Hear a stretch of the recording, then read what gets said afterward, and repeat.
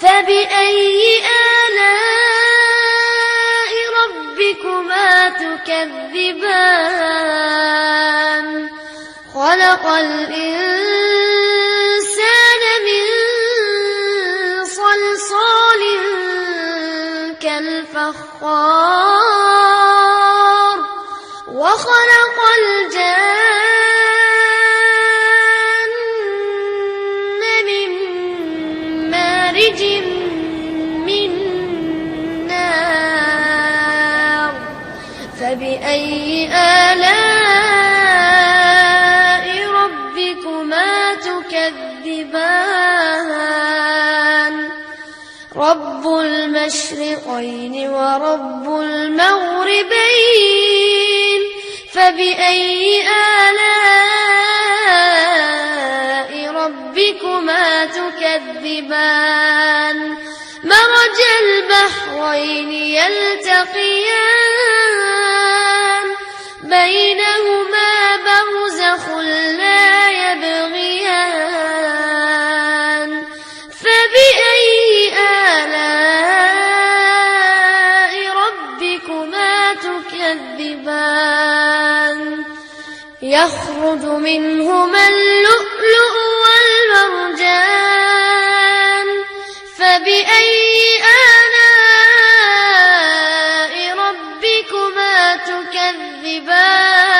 تكذبان وله الجوار المنشآت في البحر كالأعلام فبأي آلاء ربكما تكذبان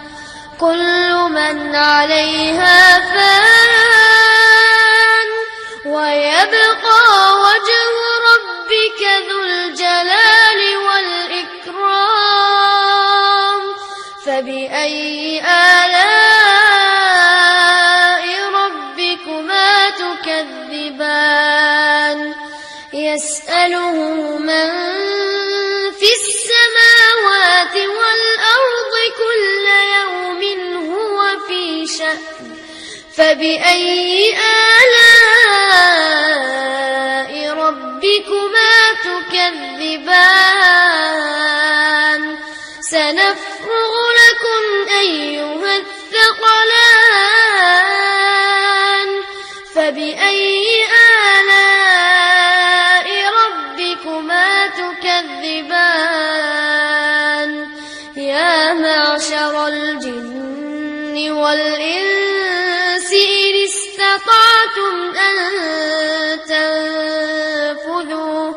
إن استطعتم أن تنفذوا من أقطار السماوات والأرض فانفذوا لا تنفذوا